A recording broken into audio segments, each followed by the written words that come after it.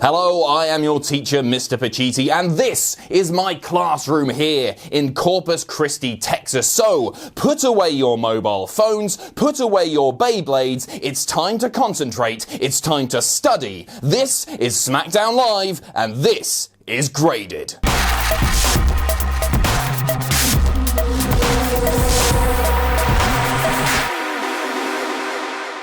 We kick things off with SmackDown Live Women's Champion Carmella, who comes to the ring and says that tonight isn't about Carmella, tonight is about Asuka. But Asuka isn't who we think she is. A video package then airs showing Asuka's many accomplishments, her NXT Women's title win, her becoming the sole survivor at Survivor Series, and of course her Rumble win. Asuka is then congratulated by Carmella, but then a second video package airs showing Asuka's crushing defeat at the end of the streak to Sharla at WrestleMania 34. Carmella says that Asuka's loss at WrestleMania has broken her, that the age of Asuka is over. It used to be that nobody was ready for Asuka, and now everyone is, especially Carmella. Out then comes Asuka, but before she can say a word, she's interrupted by Mandy Rose and Sonya Deville, who say that, you know, after last week, that they both want her. Both Mandy and Sonya want her. And then out comes Paige, SmackDown Live general manager. Paige says that Asuka has unfinished business with both Mandy Rose and Sonya Deville, so who does she want?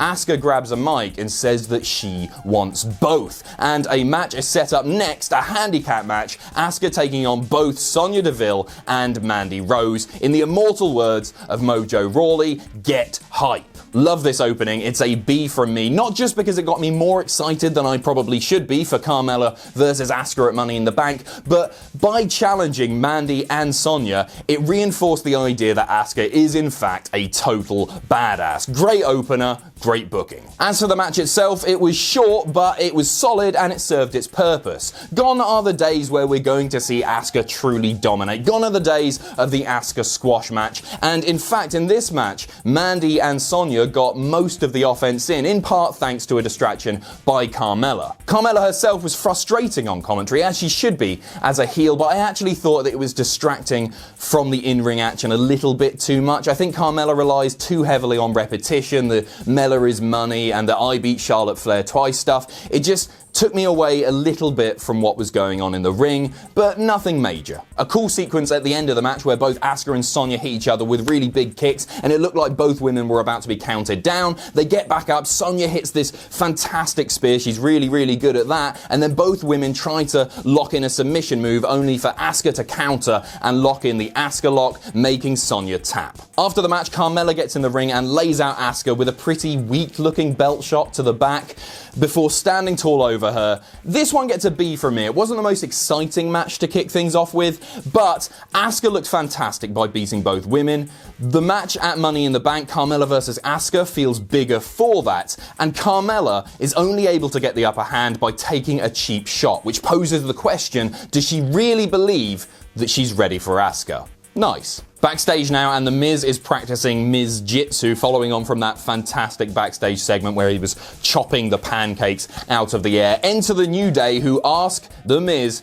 to reveal their member. No, not their willies, that's the joke, but who will represent the New Day in the Money in the Bank ladder match. They reveal a hat containing slips of paper before blindfolding The Miz. The Miz goes to put his hand in, but they switch the hat out. The new hat is filled with pancake batter. The Miz gets his hand covered in sticky goo. The best thing about this, by a mile, is Big E's laugh. If you haven't seen it, go and watch Big E's laugh, because it's hysterical. This is too short to grade, but it is too short to grade, but I'm gonna give it an A for Big E's laugh. He is unbelievably terrific. So funny. I was cackling at my computer screen. So good.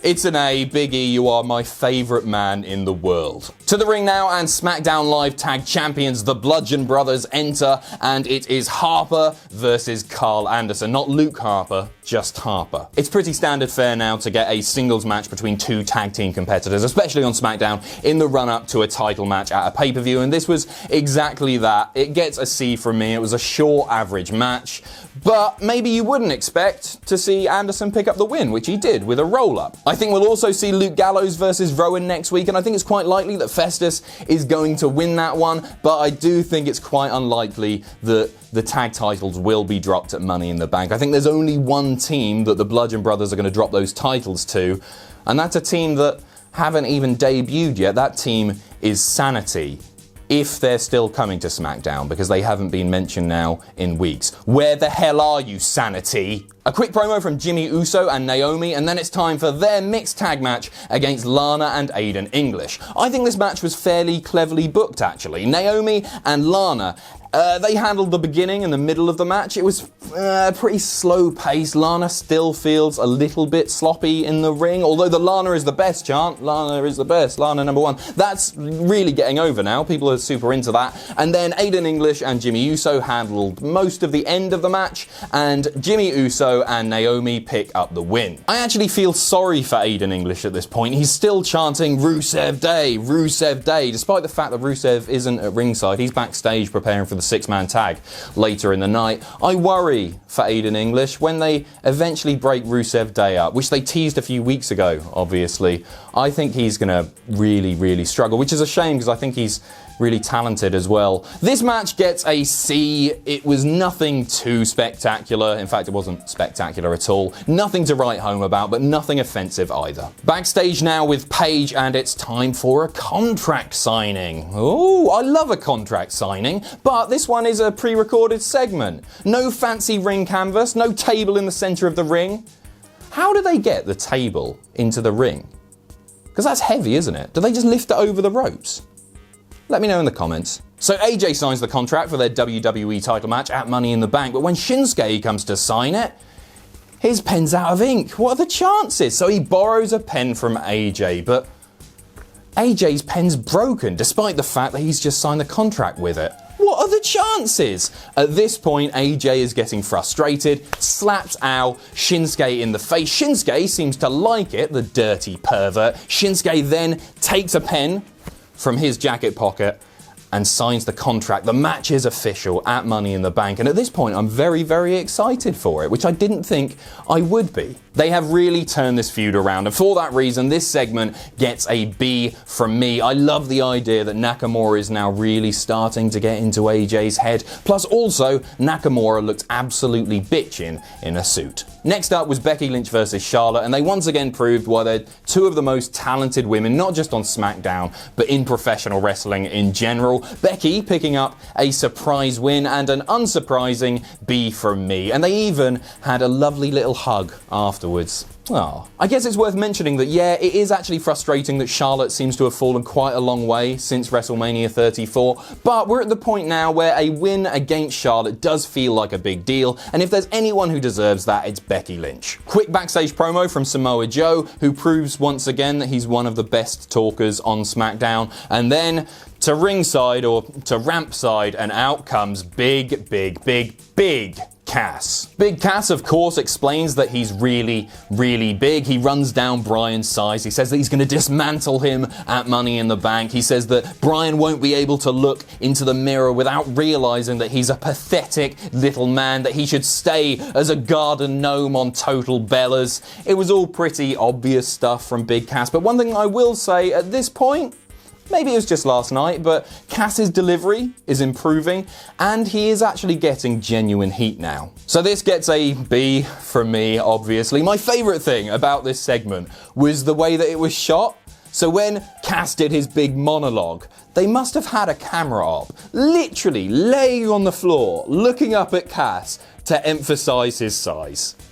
That, or it was just Daniel Bryan holding the camera. Oh, book me, Vince. Back to backstage and we get a quick promo from Sin Cara and Zelina Vega, who set up a match with Andrade Cien Almas next week on SmackDown. Andrade comes and attacks Sin Cara from behind, looking every bit the malicious dick that he should. Lovely. And it's now time for your main event, which is of course the 6-man tag between the New Day taking on Rusev, The Miz and Samoa Joe. A fairly standard but fun 6-man tag, which you would expect from these 6 guys. Every man managed to get their spots in. Kofi did this really cool thing. It was called an optical illusion on commentary, where he looked like he was going to dive in the ring but then just dive straight backwards. Big E did that terrifying dive to the outside. Please be careful, Big E. It's really, really scary when you do that. Breathe.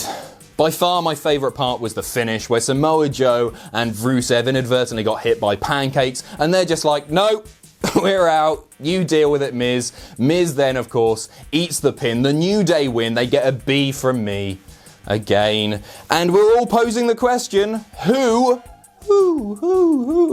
is going to represent the New Day at Money in the Bank? Once again, another entertaining episode of SmackDown, which gets a B from me. SmackDown right now has everything. It has compelling characters. It has decent in-ring action. It has good stories. This is what wrestling should be. And Jack gets the Raw end of the deal. Get it? Raw end. Monday Night Raw. Buy my t-shirt. See you next week. That's all from me. Thanks for watching, and you can follow me on Twitter here. If you enjoy what we do here at Cultaholic, you can pledge to our Patreon. That's patreon.com/Cultaholic. And most importantly, don't forget to hit subscribe and join us.